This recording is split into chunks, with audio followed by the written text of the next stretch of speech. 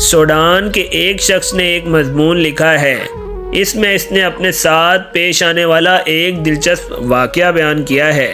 واقعہ کچھ یوں ہے کہ میں کالج اور اپنی رہائش گاہ کے درمیان جس راستے سے گزرتا تھا، اس راستے میں ایک عورت کی دکان تھی جس میں سے میں 18 پینس میں کاکاؤ کا ایک ڈبہ خریدتا تھا۔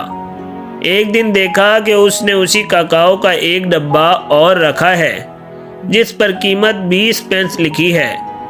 مجھے حیرت ہوئی اور اس سے پوچھا کہ کیا دونوں ڈبوں کی نوعیت، کوالٹی میں کوئی فرق ہے کیا؟ اس نے کہا نہیں، دونوں کی کوالٹی یکساں ایک جیسی ہے۔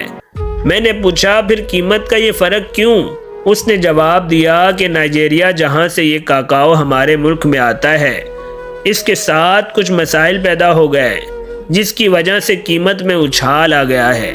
زیادہ قیمت والا مال نیا ہے، اسے ہم 20 کا بیچ رہے ہیں، اور کم قیمت والا پہلے کا ہے، اسے ہم 18 کا بیچ رہے ہیں۔ میں نے کہا پھر تو 18 والا ہی خریدیں گے جب تک یہ ختم نہ ہو جائے، 20 والا تو اس کے بعد ہی خریدے گا کوئی۔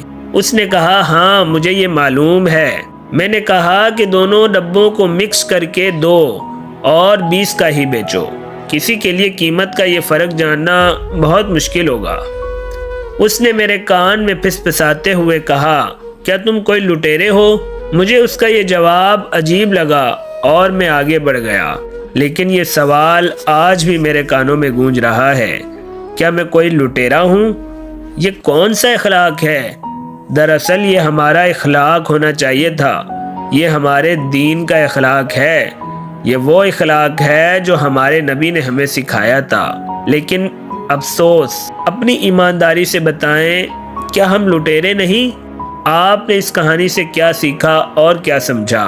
اپنی رائے کمنٹ باکس میں ضرور دیجیے گا۔